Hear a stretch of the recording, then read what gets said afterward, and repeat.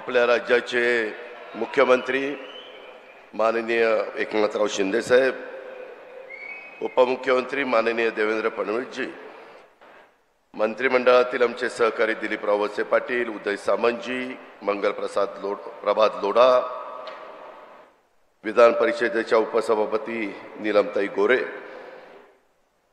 माननीय पवार साहेब, सुप्रिया सुळे, विधिमंडळातील माझे सहकारी दत्तात्रय भरणे, अनेक अधिकारी इथे उपस्थित आहेत, सर्व अधिकारी वर्ग, विविध राजकीय पक्षामध्ये काम करणारे उपस्थित असणारे सर्व सहकारी, बारामतीतील प्रतिष्ठित नागरिक, माझ्या पुणे विभागातून आलेले बाहेरनं सर्व विद्यार्थी विद्यार्थिनी, पत्रकार मित्र, बंधू भगिनींनो, माझ्या तरुण मित्रांनो, सुरुवातीलाच आपला सगळ्यांचा लोकप्रतिनिधी या नात्याने राज्याच्या मुख्यमंत्री पदाची जबाबदारी स्वीकारल्यानंतर पहिल्यांदाच एकनाथराव शिंदे बारामतीमध्ये येत आहेत.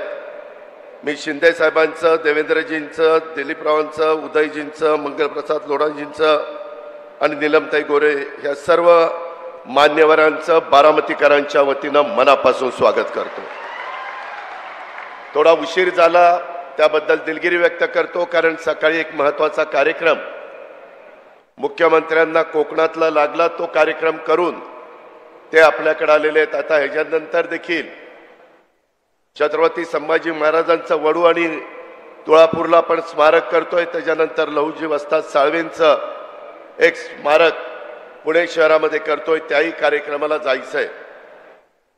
मित्रांनो, सुरुवातीच्या काळामध्ये तुम्हाला सगळ्यांना प्रभात लोढांनी सांगितलं, खरं तर विभागीय स्तरावर नमो महारोजगार मेळावे हे महाराष्ट्राने प्रत्येक विभागामध्ये घ्यायचं ठरवलं.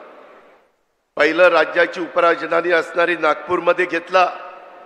त्याला उदंड अशा प्रकारचा प्रतिसाद माझ्या तिथल्या मुलामुलींनी दिला. त्याच्यानंतर दुसरा मराठवाड्याला लातूरला झाला, तिथेही चांगला प्रतिसाद मिळाला. तिसरा उत्तर महाराष्ट्राचा अहमदनगरला घेतला, तोही पूर्णत्वाला गेला. आणि कोल्हापूर, सातारा, सोलापूर, पुणे या 5 जिल्ह्यांचा बारामतीमध्ये पश्चिम महाराष्ट्राचा आज मेळावा होतोय. आज आणि उद्या 2 दिवसाच्या करता हा आहे. नोंदणीकृत उद्योजक जवळपास 350 झालेले आहेत. अधिसूचित केलेली रिक्त पदं 55,000 आहेत. उमेदवारी नोंदणी 33,000 झालेली आहे.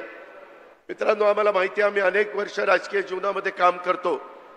सगळ्यांना नोकऱ्या मिळणं थोडंसं अडचणीचं ठरतं, परंतु अशा प्रकारचे कार्यक्रम सातत्याने घ्यायचे, मुलांना मुलींना तयार करायचं.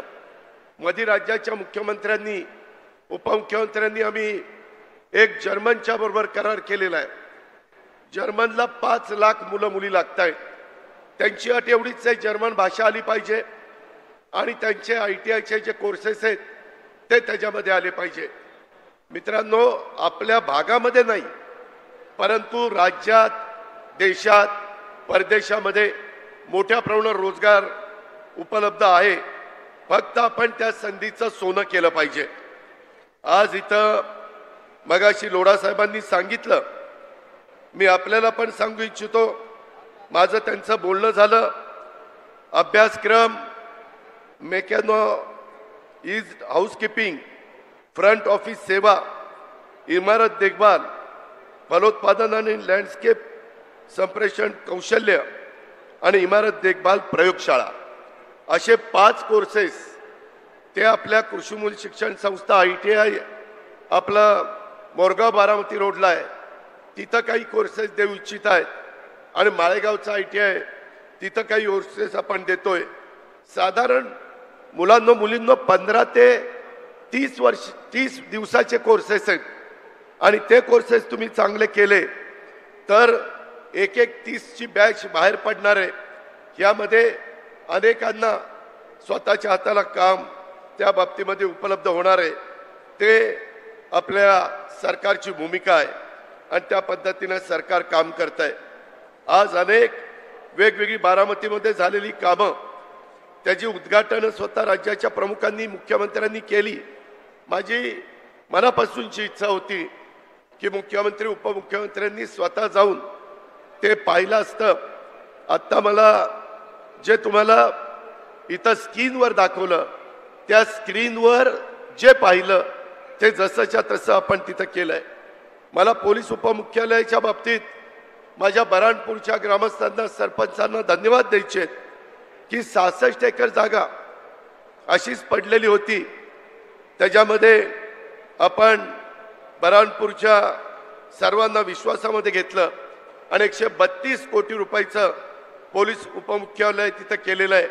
अजून त्याच्यात काही गोष्टी करायच्यात, त्याबद्दल देवेंद्रजींच्या बरोबर मुख्यमंत्र्यांच्या बरोबर मी बोललेलो, तेही काम नजीकच्या काळामध्ये पूर्णत्वाला जाईल। पोलीस हाऊसिंग बारामती इतकी दुरावस्था झालेली होती, आपले पोलीस कसे तिथं राहत होते मला शंका यायची, मला कमीपणा वाटायचा।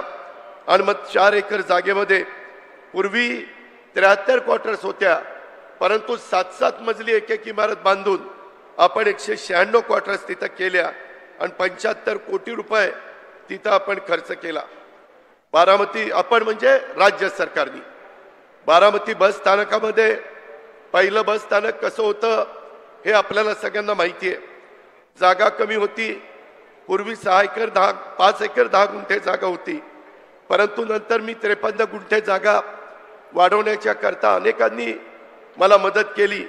त्याच्यामध्ये डॉक्टर रमेश भोटे असतील, विजय गालिंदे असतील, गोंजारी असतील, आमचे इंगोले असतील, बोरी असतील, पाथरकर असतील, नंतर कायम खानी नजमुद्दीन असतील, या सगळ्यांनी सहकार्य केलं आणि मी विशेषतः बारामतीकरांना धन्यवाद देईल। हे काम चालू असेपर्यंत तुम्हाला थोडंसं अडचणीच्या ठिकाणी जिथं कसब्यामध्ये जावं लागत होतं, परंतु तेही तुम्ही सहन केलं आणि आता महाराष्ट्रामध्ये नंबर 1चं बस स्थानक आज बारामतीचं आपण सगळ्यांनी निर्माण केलं। माझा सतत दृष्टिकोन हाच असतो, करायचं तर नंबर 1चं करायचं, नाहीतर त्याच्या भानगडीत पडायचं नाही। आणि ह्या पद्धतीनं बारामतीच्या वैभवामध्ये भर घालणाऱ्या एकाचड एक वास्तू आपण राज्य सरकारच्या मदतीनं उभ्या केल्या, त्याबद्दल मुख्यमंत्र्यांना उपमुख्यमंत्र्यांना आणि सर्व सहकाऱ्यांना मी मनापासून धन्यवाद देईल।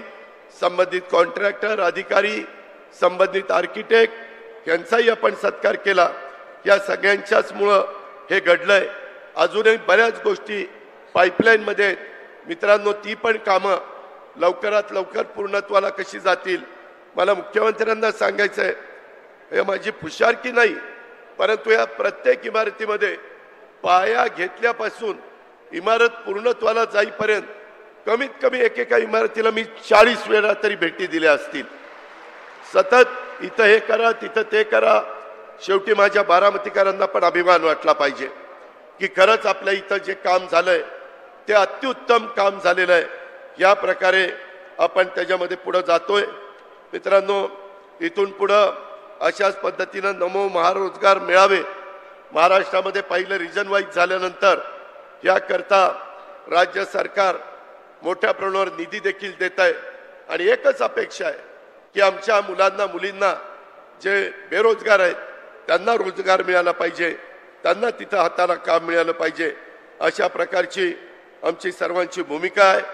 माझी आज डीपीसी मधनं 39 वाहनं आपण पोलिसांनाही त्यांची गस्त चांगली घालता यावी, कायदा सुव्यवस्था चांगली राहावी, गुंड प्रवृत्तीच्या लोकांच्यावर अंकुश ठेवावा, कुणाची गुंडगिरी इथं खपवून घेतली जाणार नाही महाराष्ट्रात। या पद्धतीनं काम करायचं म्हटलं तरी इन्फ्रास्ट्रक्चर द्यावं लागतं आणि ते इन्फ्रास्ट्रक्चर आपण दिलेलं आहे।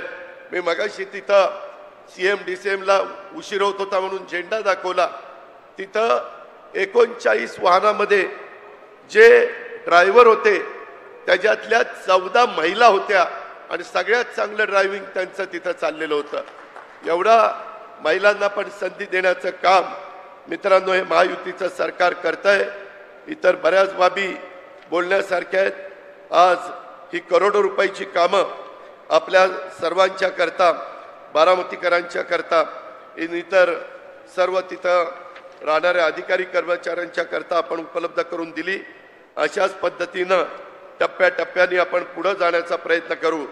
मुख्यमंत्री उपमुख्यमंत्री मी आपल्याला ग्वाही देतो बारामतीकरांच्या वतीनं, एक दिवस असा आणीन की महाराष्ट्रामध्ये नंबर 1 चा विकासाच्या बाबतीतला तालुका कोणता आहे तर तो बारामती तालुका आहे.